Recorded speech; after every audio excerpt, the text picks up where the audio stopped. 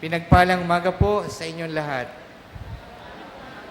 Napakaganda ng mga readings ngayon because it speaks about determination, faithfulness, even when we are not faithful, and God's power. Alam nyo, di pa nagtatagal, mga 2 weeks ago, nagkaroon ng sunog dito sa nasasakupan ko sa East Riverside sa Paltok. We were having a meeting that time sa diocese mga pare, and then my staff called me up and sent me a video na may sunog po. Sabi ko, saan yan? Dito lang malapit sa atin. Sabi ko, sige, papuntahin mo yung ating SSDM coordinator to assess. And then, di rin ako mapakali kasi ang dami nagme-message. Meron kaming mga member ng choir na taga doon mismo sa compound na nasunugan. So sabi ko, since assistant director din ako ng SSDM sa diocese, bukod sa pagiging healthcare ng mga pare, so sabi ko sa director ko, may sunog kami. Sabi niya, talaga? Anong situation? We will help, sabi niya. Sabi ko, hindi ko pa alam. Sabi ko, tatakas ako. So iniwan ko yung assembly namin, tumakas ako, dumating ako mag-11 na. It was a scorching heat of the sun, no? Pagdating ko doon, daming tao, dami ring mga media, dami ring nagbibideo. So, para magkaroon ako ng documentation, para maipadala ko, nirehis ko yung cellphone ko, may sumigaw sa aking lalaki. Binatilyo, sabi niya, "Oy, kuya, ba't ka nagbibideo? Hindi mo ba alam bawal magbideo?" Nagulat ako. Pero, nakangiti lang ako slightly. Because in my mind, sabi niya, "Kuya, di ibig sabihin, hindi niya ako kilala." No? So I was just smiling, but he was just, ang dami niya pang sinasabi. Pinabayaan ko. Then later on, sabi nung head, nakatabi ko yung server, sabi niya, "Hindi mo kilala, si Father to. Paris priest natin." But anyway, yung mga tao, yung iba, nagalit na rin sa akin when he shouted. So, syempre, medyo nahiya ako. Deep inside me, I was hurt. Sabi ko, umalis na lang kaya ako. Bahala sila. Sila na nga tutulungan. So, I was murmuring deep inside me. So, I left. Sabi ko, I was just here not to make vlog. Kala nila vlogger siguro ko. Sabi ko, gusto ko lang tingnan kung anong kailangan nyo at para malaman ko kung anong kailangan nyo at maibigay. Pero since it happened, sabi ko, sige, I will just leave. So, naglakad na ako pabalik. And then, later on, nag-text yung aking PPC or coordinator. Sabi niya, "Father, anong gagawin natin? Magpo-post ba tayo manghingi ng donation?" Sabi ko, wag na lang siguro. Parang tingin ko hindi naman nila kailangan. Pero, namumutawi yung inis ko at pagtatampo. Diba? Because I was hurt. Pero, syempre, maluman na yun. Pero sa loob-loob ko, hindi ko na kayo tutulungan.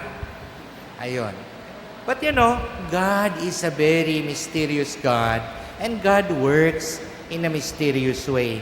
He will make use of people in order for us to realize that He is there for all of us. Alam nyo, after nung schedule ko ng lunchtime, naigana ko. Hindi ako makatulog kasi ang daming nagme-message na mga kilala kong friends na alam nila kung saan ako naka-assign. "Father, nabasa namin, nakita namin sa TV, dyan daw sa parish mo, may namatay pa nga. Ano ang pwede naming maitulong?" Or merong magsasabi, "Meron ako mga damit dito, saan ko pwede ipadala?" So, as a parish priest, what will you do? Sabi ko, sige, padala nyo sa parish. And then I called up my PPC coordinator. Magbuo kayo ng ad hoc committee to receive donations and then plan how can we bring them and i-assess kung ilan ang mga families. Mga kapatid, the gospel today and even the first reading tells us do not stop from doing good even in the midst of persecution. And I think this is also the life of Saint Boniface. Si Saint Boniface, isa siyang bishop, isang missionary. Tapos, nung year 700, inambush sila ng mga pagans. But then, Saint Boniface did not stop doing good.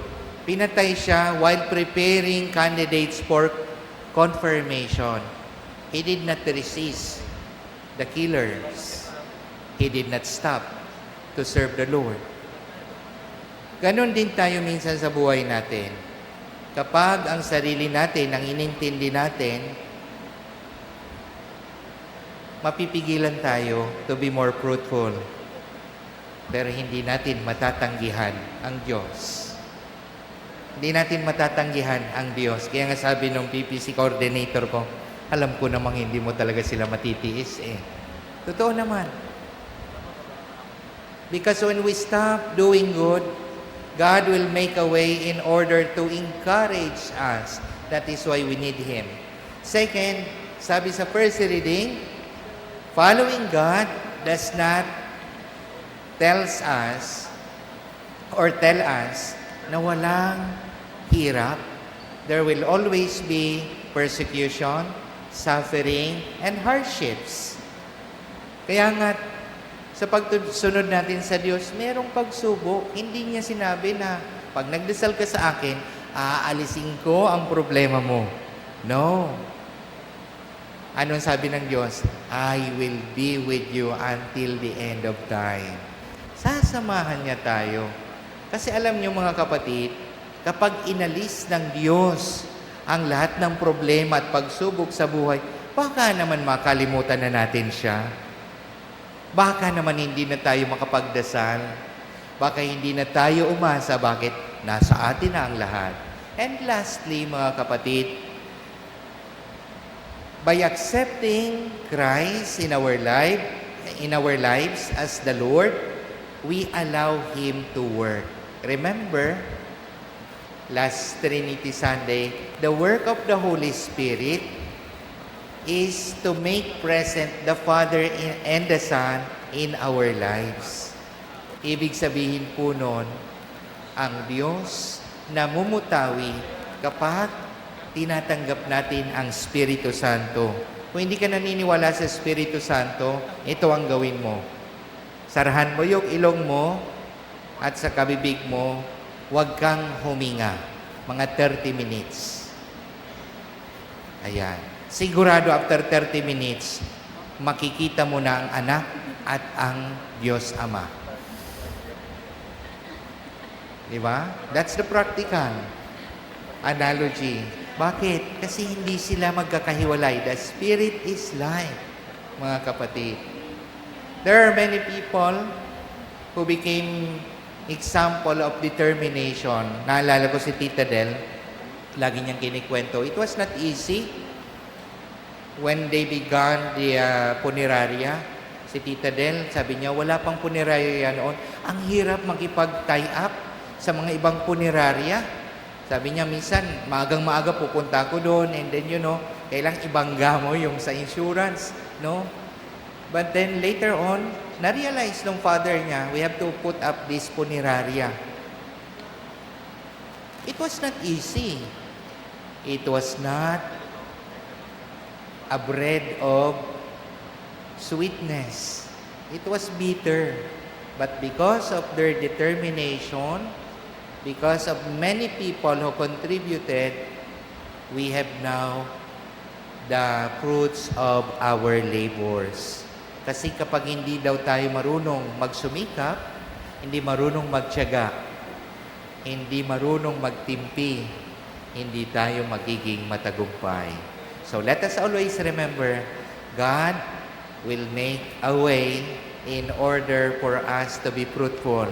Second, do not resist the invitation of God to do good. And third one, receive God always in our lives so that He may work within us.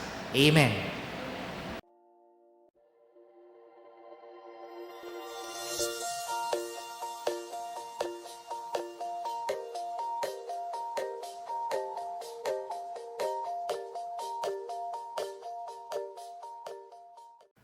Thank you for joining us. View our past broadcast on the St. Peter Community YouTube channel and St. Peter Community Facebook page. Don't forget to like, to share, to subscribe, and hit the bell so you can be notified on our upcoming activities. Maraming salamat po at laging tandaan, unahin natin lagi ang Diyos.